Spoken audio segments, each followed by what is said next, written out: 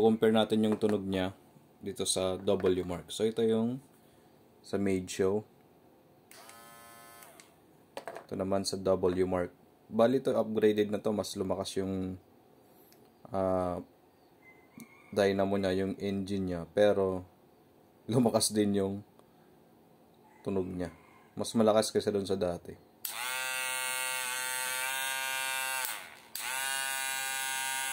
May problema sa switch.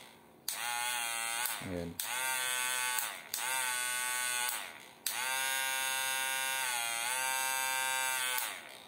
Switch po yung problema pag ganun. Kasi ito naman sa Rezuxi ko.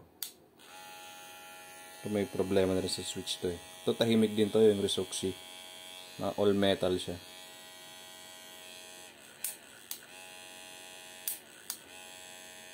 Kagandaan nito sa Rezuxi, parang handy lang siya.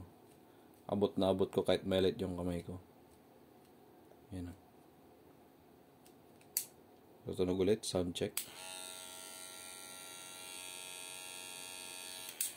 Ito naman.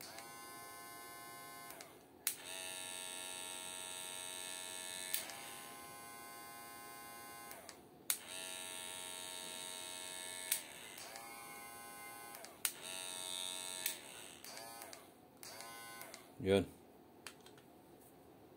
So sa size naman niya, ito yung sa clipper ko na dati, yung Rezuxi, parang halos parehas lang naman sila sa height, yung sa haba nila, pero yung lapad, mas malapad to.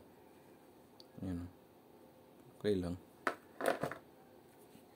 Ang problema lang sa made show, hindi mo siya pwedeng ito, hindi kagaya nitong isa. Madali lang oh. Sakto sa kamay ko.